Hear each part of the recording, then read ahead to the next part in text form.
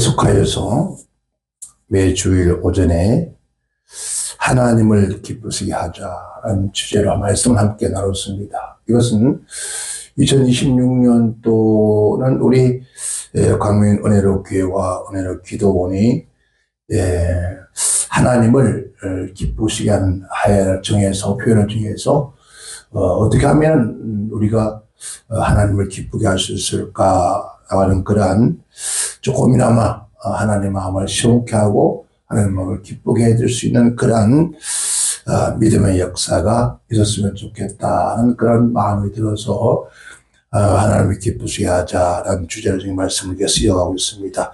오늘 그 6번째로 우리 아브라함에 대한 얘기를 함께 나누고자 합니다. 그 이전에 우리가 먼저 하나님을 기쁘시게 하자라고 하는 그런 주제로 오늘 말씀에서 히브리서 11장에 그러죠.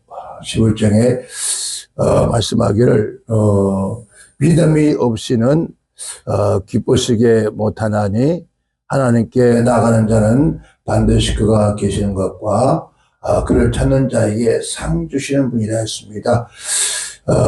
믿음이 없이는 기쁘시게 못한다라고 했습니다. 그래서 과연 이 기쁘시게 못한다라고 기쁘시게 한다는 하고 못하는 게 뭘까? 먼저 한번 짚어보고 넘어가고자 합니다. 우리가 마태복음 3장 16절 17절에 보면은 예수님께 공생애를 시작하면서 이제 그 세례 침례 요한이 요단강가에서 세례 침례를 줍니다. 그래서 회개하라 천국이 가까웠다 외치면서 세례를 주는데 그때 예수님께서 나오셔서 요한에게 그럽니다. 나에게 세례를 달라. 그러니까 요한이 하는 말이 제가 당신께 받아야 되는데 어찌 내게 세례를 달라 합니까? 라고 하니까 예수님이 하신 말씀이 그렇게 하는 것이 하나님 아버지의 말씀을 이루는 것이다. 그래서 그렇게 말씀하시다 이제 침례 요한이 예수님을 요단강에서 세례 침례를 드립니다. 그리고 올라오실 때 그런가 보면 예수께서 세례를 받으시고 곧 물에서 올라오시니라. 분명히 성경에는 물에서 올라오시더라 했습니다. 이건 세례가 아니고 침례거든요. 물에 잠기는 것 말이에요. 밥티즈를 하죠. 그러니까 물에 잠겼다가 올라올 새 하늘이 열렸다는 거예요. 하늘이 열리고 하나님의 성령의 비둘기 같이 내려 자기 위에 임하시는 것을 보니 하늘로부터 소리가 해서 말씀하시되 이는 내 사랑하는 아들이요 내 기뻐하는 자라 그렇게 말씀을 합니다. 즉 말하는 이거는 사람의 소리가 아니라 영광, 정적인 하나님의 음성입니다. 그러니까 이는 내 기뻐하는 자라라고 그렇게 말씀을 하세요. 이게 먼저 그렇다면 내 기뻐하는 자다. 내가 기뻐하는 자라는 거죠. 누가? 예수 그리스도가. 그래서 요트 키오라는 이런 말인 뜻인데요. 이 말은 내가 그를 선택한 내가 인류를 구원하기 위해서 십자가 내가 원하던 내가 뜻하고 내가 기억하는 그 뜻을 이루기 위해서 내가 그를 선택으로 인해서 내가 그를 선택함을 통해서 내가 기뻐한다 그 얘기예요. 그러니까 여기서 기뻐한다라고 말하는 것은 여러 가지 의미가 있죠. 내가 그 일을 하기 위해서 내가 수많은 자들을 보냈지만은 내 아들 예수 그리스도를 선택해서 그 일을 하게 하신 것을 내가 증거한다. 그리고 내가 만족하게 생각한다. 내가 행복하다. 그 의미예요. 그러니까 그리고 마태복음 17장 5절에도 이런 말씀이 나오죠. 베나산의 사건이에요. 예수님께서 베나산에서 예수님과 모세와 엘리야 이 세 분이 베나산에서 만남의 역사가 생기죠. 그때 저들이 후련히 구름이 와서 말할 때에, 10장 5절 보면 말할 때 후련히 빛난 구름이 저희를 덮으며 구름 속에 소리가 나서 가로되 이는 내 사랑하는 아들이요 내 기뻐하는 자니 너희는 저의 말을 들어라. 똑같은 얘기예요. 똑같은 의미예요. 이는 내 기뻐하는 자다. 내가 인류 사람을 창조한 걸 한탄하고 탄식했지만은 그러나 죄를 지어 어둠의 권세에 붙들려 내 자식들이 내 자녀들이 마귀의 밥이 되는 것 원치 않는다. 그래서 그들을 구속하고 그들을 구원하는 길 오직 누군가 그들을 위해 죄값을 치러야 되는데 그 죄값을 치러 죽어줘야 되는데 그 죽어줄 사람을 내가 선택한 걸 내 아들을 선택한 걸 기뻐한다. 즐거워한다. 베드로가 또 그렇게 얘기를 합니다. 그래서 1장 10절에 보면은 지극히 큰 영광 중에 이러한 소리가 그에게 나기를 이는 내 사랑하는 아들이요 내 기뻐하는 자라 하실 때 저가 하나님 아버지의 존귀와 영광을 받으셨느니라. 베드로가 경험한 거거든요. 어디서 베나선에서 직접 들었잖아요. 이는 내 기뻐하는 자다. 그 얘기를 그도 고백하는 거죠. 요한복음 8장 29절에도 예수님 친히 말씀하시는 거예요. 나를 보내신 이와 이가 나와 함께 하시도다. 내가 항상 그의 기뻐하시는 일을 행함으로 나를 혼자 두지 아니하였더라. 놀라운 얘기죠. 그러니까 분명히 나를 이 땅에 보내신 이가 있다는 거죠. 그 보내신 이의 뜻을 그분을 기쁘시게 해드렸더니 말이에요. 그러니까 하나님께서 택하여서 보내신 목적 그 뜻을 기쁘시게 해드렸더니 그가 나와 함께 하시더라. 결국은 어떻게 보면은 참 우리가 감사해야 돼요. 하나님께서 하나님의 거룩한 뜻을 위해서 우리가 선택했다는 거죠. 우리가 선택한 게 아니라 하나님이 우리를 선택했다는 거예요. 선택을 해서 우리는 그분을 기쁘시게 해드릴 수 있는 것은 선택하신 그 목적을 이루어갈 때, 아까 예수님 말씀은 나를 보내신 이가 있는데 내가 그분을 기쁘시게 해드렸더니 그분이 나를 혼자 두지 않고 나와 함께 하시더라고요. 우리도 마찬가지죠. 하나님께서 우리를 선택했다는 거죠. 내가 너를 짐을 불려 너는 내 것이라. 내가 너를 통해서 내 뜻을 이루리라 하는 거예요. 그러니까 성경은 다윗을 했죠. 내가 이스라엘 다윗을 만난 내 마음에 합한 자라 그를 통해서 내 뜻을 이루리라. 바로 그것이 바로 우리가 하나님을 기쁘시게 해드리는 일이라는 거죠. 그래서 오늘도 본말 속에서 히브리서 11장 8절과 10절에서는 즉 아브라함의 얘기예요. 아브라함의 얘기인데 오늘 믿음의 조상 아브라함에 대한 말씀을 함께 하고자 하는 그런 내용. 그래서 우리가 히브리 기자 전 이 성경을 보면서 히브리 기자가 참 머리가 천재했던가 보다. 그 140년 저 자신도 창세기 12장부터 해서 25장까지의 아브라함 얘기 나오는 거예요. 역사 얘기 나오는데 그 아브라함 얘기를 어떻게 오늘 이 세 절로 8절, 9절, 10절 이 세 줄에 모든 것을 합죽시켜 다 기록해 놨어요. 놀라운 거잖아요.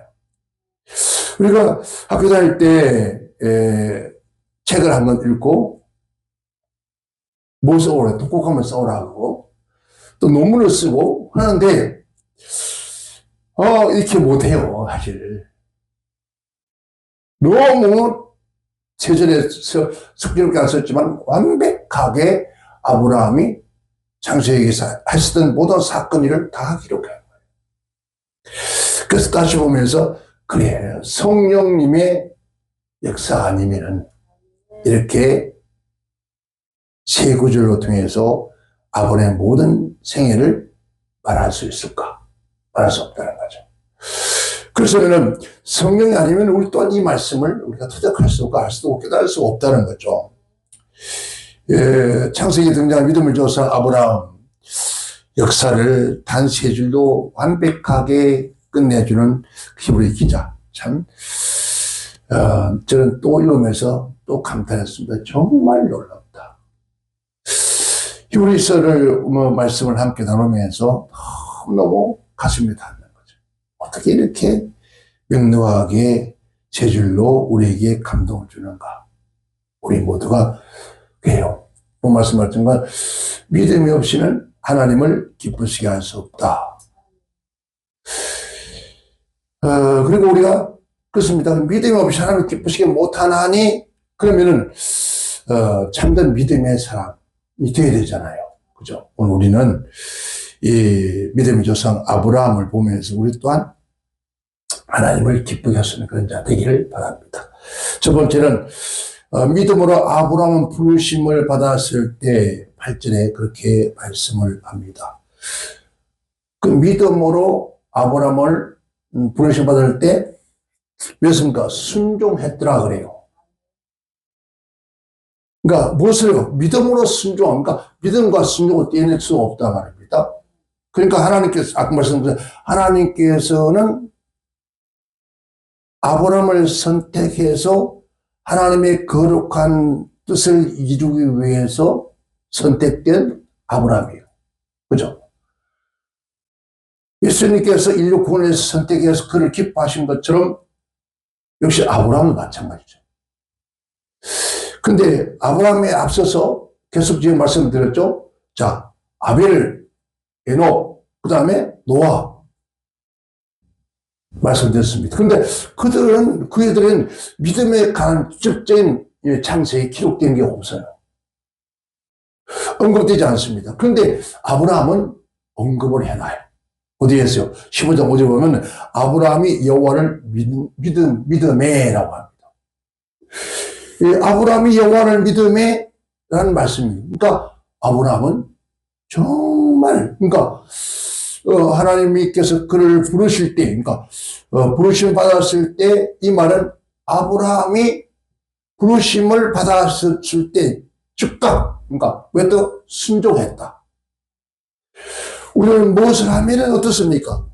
뭘 우리가 마음속에 감동을 주거나 우리가 해야 할 일이 있으면 어떻게 하죠? 즉각이 아니에요. 항상 한 템포 늦어요. 하나님 원하시는 그 순간 명령이 떨어지면 네 해야 되는데 안 해요. 그래서 예수님께서 그러죠. 저희들에게 이제 우리 함께 가자 하니까 하는 말이 예수님 제가 우리 집에 아버님이 돌아가셨는데 가서 장사 지내고 갈까요? 장사 지내고 가면 안 될까요? 하나님 주님은 그걸 원하지 않았습니다. 뭐라 하죠? 죽은 자는 죽은 자에게 맡기라. 그러니까 어떤 경우에도 막론하고도 그 말씀이 떨어지면 예하고 아니오라고 하지 말라는 거예요. 근데 아브라함은 그가 하나님 그를 부르실 때 주저하지 않았다는 거죠. 즉각적으로 그 부르심에 응했다는 거죠. 반응했다는 거예요. 그러니까 순종과 믿음은 불가분의 관계이기 때문에 믿음이 있다면 순종하는 것이고 순종하는 사람은 바로 믿음이 있기 때문에 순종하는 거예요. 아브라함의 순종은 아브라함의 순종은 그의 믿음에서 나오는 순종이었습니다. 그냥 하는 것이 아니라 그의 믿음에서 나오는 순종. 우리 또한 믿음이 없이는 절대로 하나님 말씀에 우리가 순종할 수가 없어요. 순종한다는 건 거짓말이에요. 그런 그 믿음은 어디에서 나왔을까요? 도대체 그 믿음은 어디에서 나왔을까? 우리가 신약성에 그래야죠. 자, 믿음은 어디에서요? 들음에서. 들음에서 하나님의 말씀을 통해서. 오늘 아브라함은 비록 처음부터 그가 하나님을 경외하는 자는 아니었습니다. 그렇죠? 우상을 섬기는 그런 가문이었습니다. 그럼에도 불구하고 또 하나님께서 그를 아브라함을 불러서 하나님께서 그에게 약속하잖아요. 그냥 12장에서 언약을 해요. 약속하는데 그 약속의 말씀을 믿어요. 그리고 그 말씀에 즉각적으로 반응하고 순종하고 갈 바를 알지 못하지만 가요.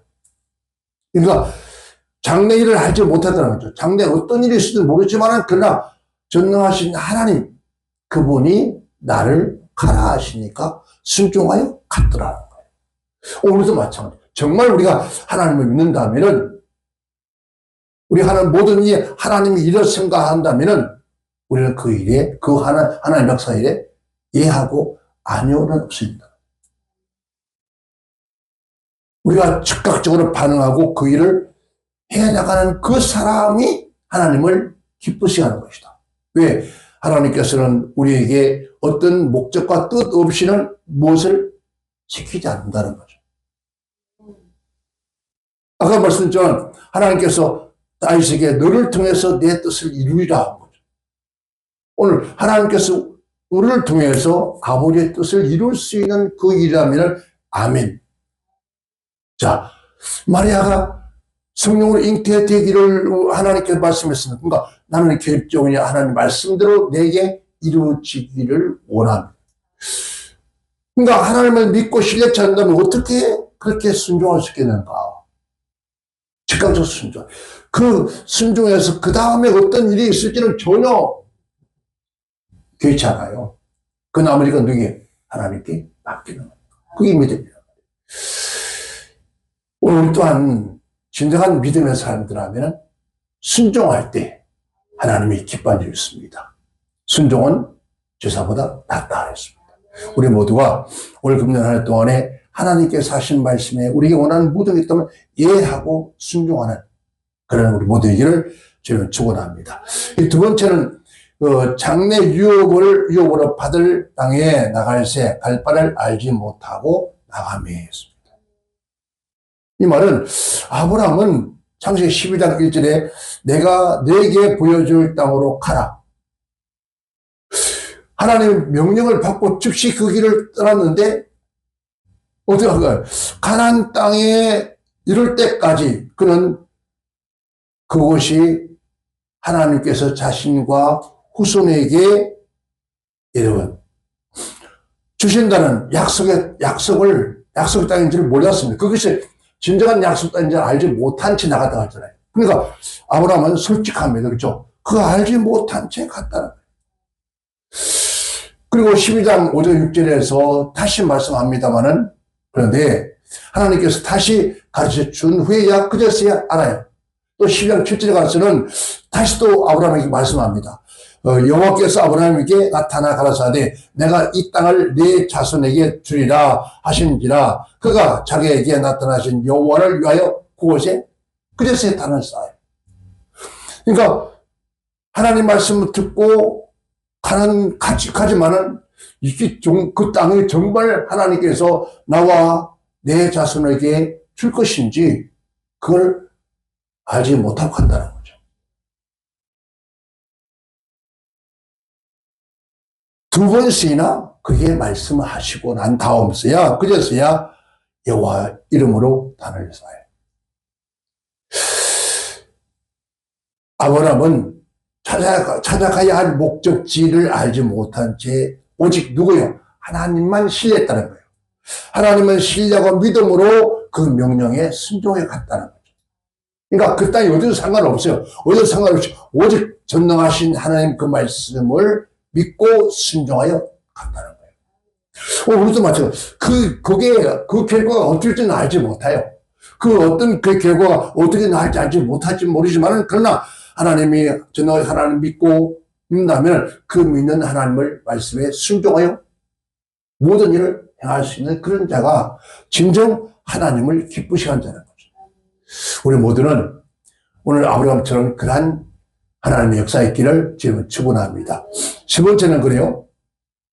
자, 믿음으로 그가 이방인의 땅에 있는 것 같이 약속의 땅에 거류하며 동일한 약속을 유업으로 함께 받은 이삭 및 야곱과 더불어 장막에 가였으니.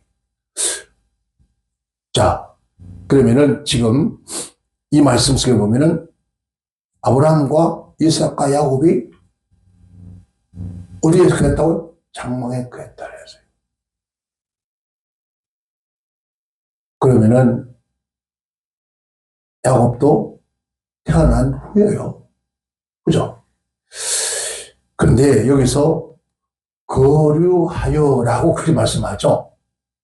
이거는 나그네처럼 거하는 거, 이 뜻이요. 나그네처럼 있는 거. 아브라함은 하나님으로부터 약속을 받았는데도 불구하고 또 어떻습니까? 어떻게 삽니까? 지금 이게 발 붙일 곳, 말한 유업도 얻지 못한 그런 상태라는 거죠. 그러니까 오늘 우리가 예수님께서 그 말씀하셨잖아요.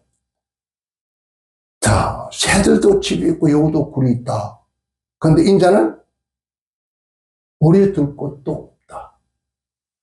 아브라함이 약속을 받고 그 땅에 갔지만은 그러나 모처럼 나그네처럼 살았다는 거예요. 그게 뭐 거류라는 말은 나그네처럼 거기서 살았다는 거예요. 그러니까 오늘 본 말씀에 그 말하죠. 자, 뭐라 그러죠? 믿음으로 아브라함 부르심을 받았을 때에 순종의 장래의 기업을 받는 땅에서 나갈새 갈 바를 알지 못하고 나갔다. 그 다음에 9절에 가서 그러죠. 자, 10절에서 이는 하나님이 경영하시고 지으신 터가 있는 성을 바라봅니다. 그러니까 지금 한번 봐요.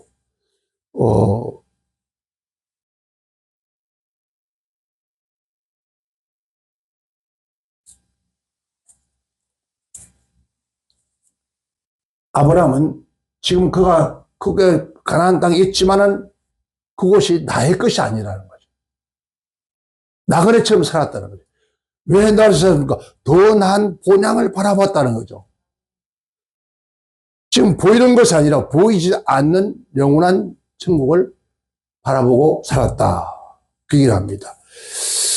그런데 우리들은 끊임없이 어디요? 이 땅에서 안주하려고 그러죠. 여기서 장막에 거였으니 말은 완전한 정착된 이 말이거든요. 생활을 하지 못했다는 거예요. 어떤 생활이요? 나그네 생활을 했다는 거예요. 자, 약속은 불구하고 아무것도 소유하지 못한 상태에 있었다 이 얘기예요. 만약에 저와 여러분에게 가나안 땅이 1,000평일까요? 생각해 보세요. 이스라엘 민족이 애굽에서 나온 사람 60만이라고 합니다. 장정만. 그들이 다 가나안 땅에 광야에 다 죽었다 그랬어요. 1세대가. 그러니까 그러면 다음 세대가 그 많은 숫자가 될까 안 될까? 됩니다. 또 마찬가지. 그 말은 약 60만 한 100만 대군이 가나안 땅에 들어가 산다. 여러분 강명시만 할까요? 강명시 시민 몇 명이죠? 강명시는 아파트를 막 사니까 그렇죠? 그 당시에 장막을 치고 살았으면은 상상해 보세요. 그러면 이것을 누구에게 준다고? 아브라함께. 너와 내 자손에게. 그럼 소유권이 누구 거예요? 아브라함 거잖아요. 그죠? 그럼 소유권을 해놔야 될 거 아니에요. 나 같았으면 소유권 해놔 두요. 그죠? 우리는 뭐, 우와, 그 소유권부터. 근데 이 말은 그거예요. 그 땅을 자기 것으로 생각하지 않았다는 거예요. 아무것도 소유하지 못한 상태라는 거죠. 그러니까 뭔 생활요? 나그네 생활. 잠시 잠깐 머물다 갈 가나안 땅. 왜? 그는 더 큰 본향을 바라봅니다 했습니다. 그 아무것도 가진 것이 아무것도 얻지 못한 그런 상태에도 불구하고도 아브라함은 하나님께서 그의 약속한 약속을 뭐요? 바라보고 믿어요. 믿는 거예요. 그러니까 성취될 것을 굳게 믿는다는 거죠. 그래서 창세기 12장 우리가 1절과 3절의 말씀을 그는 믿었다는 거죠. 자, 내가 네게로 큰 민족을 이루고 네게 복을 주어 내 이름을 창대케 하려니 너는 복의 근원이 되었으니라. 너를 축복하는 자에게는 내가 복을 내리고 너를 저주하는 자에게는 내가 저주하노니 땅의 모든 족속이 너로 인하여 복을 얻을 것이다. 그러니까 한번 보세요. 참 아브라함은 정말 이 말씀을 보면서 정말 큰 믿음이었다. 그러니까 그 가나안 땅, 그 땅만 생각한 것이 아니었다는 거죠. 어디요? 모든 민족. 그러니까 전 모든 민족들이 이 땅의 모든 지구촌의 모든 사람들이 자기들의 뭐예요? 후손이라는 거죠. 그럼 믿음의 아브라함의 후손들이 사는 곳은 누구 땅이에요? 아브라함의 땅이에요. 그러니까 어떻게 보면 어마어마한 이 지구촌 전체가 아브라함 믿음을 위해서 아브라함의 후손들의 땅이라는 거죠. 그리고 아브라함은 거기에 만족하지 않아요. 거기에 만족하지 않고 또 어떻게 하죠? 그는 말하기를 영원한 도성을 바라봤다. 그러니까 이 땅에 안주하지 않고 이 땅에 그 많은 그 큰 땅, 그 좋은 땅을 그걸 안주하지 않고 그는 저 영원한 하늘성을 바라봤다는 거죠. 우리 한국 속담에 개똥밭에 굴려도 이승이 낫다는데 그래서 많은 사람들이 그런 것 같아요. 우리 믿음의 사람들이 하면서도 뭐 하죠? 아파트 몇 평 살았냐? 땅 얼마나 했냐? 그러면 땅땅으로 살잖아요? 그죠? 그 땅이 얼마나 있냐? 노후 대책이 얼마나 잘해야 있냐? 전부 다 어디에요? 이 땅에 살 국리만 하고 있어요. 그죠? 다 그런 것 같아요. 들어보면 참 이 땅에 사는 국리, 이 땅에 어떻게 살아야 잘 살고 어떻게 살아야 행복하고 그냥 전부 다 땅에 대한 이 땅에 육신을 입고 살아가는 그날들을 안주할 생각. 근데 아브라함은 뭐였다 했습니까? 이 땅에서 안주할 생각은 눈꼬막도 없었다는 거죠. 그는 끊임없이 멀지 하늘 바라오면서 영원한 도성을 바라오면서 그는 살아갔다는 거예요. 오늘 저와 여러분 어떻게 사는 것이 하나님이 기뻐할까요? 하나님은 아브라함을 선택했던 목적이 있습니다. 그 목적은 뭡니까? 아브라함 알아요. 하나님은 나를 통해서 해야 할 일이 있는데 그 해야 할 일은 뭐죠? 바로 약속의 자녀, 믿음의 자녀 이삭을 통해서 또 이삭의 아들 야곱을 통해서 해야 할 하나님의 목적 뜻이 있으니까 내가 할 일은 결국 뭐였죠?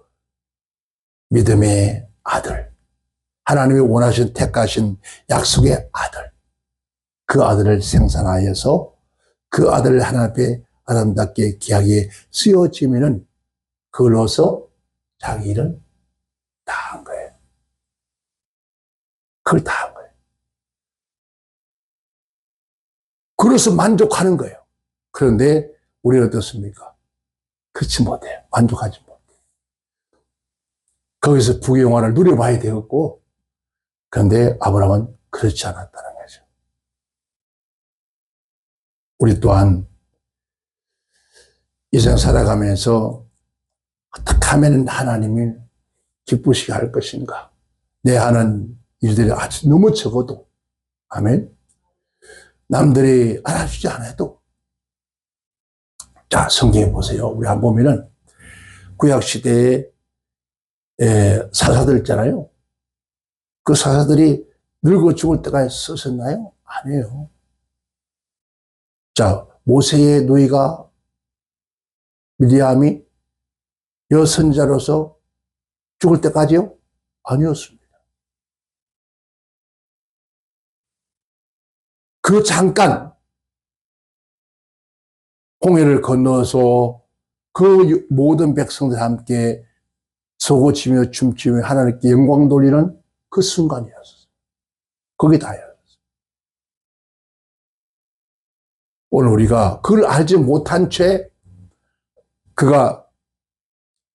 모세가 다른 여인을 취할 때 얘기하잖아요. 물론 누이로 샀는지 모르겠지만 그러나 아마 그런 생각 들 겁니다. 선지자로서의 말을 했는지도 모릅니다. 하나님께서는 용납해야 해요. 안 합니다.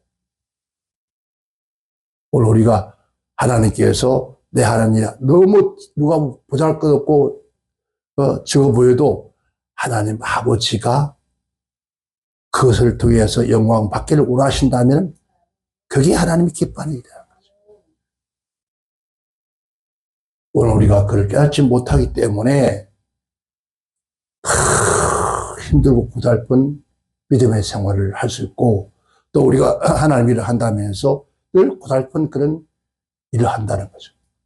우리는 오늘 아브라함처럼 정말 믿음 없이는 하나님을 기쁘시게 할 수 없다.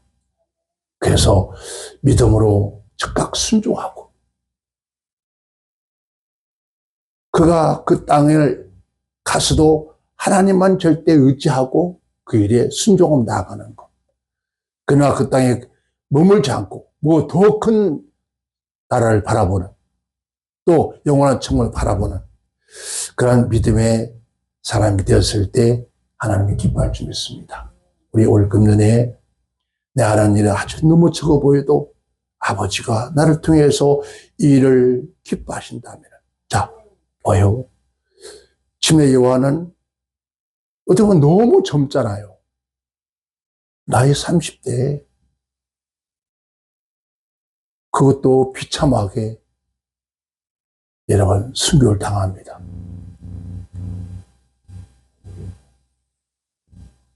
그 짧은 시간, 그 짧은 순간, 한순간을 하나님께 쓰여지는 거예요. 그래서 그는 말하기를 나는 새하이 되었고 그는 후회해야 된다. 우리 모두 이러한 믿음으로 하나님을 기쁘시게 할 수 있는 그런 한 해가 우리 모두가 되어지기를 주님은 축원합니다. 기도합니다.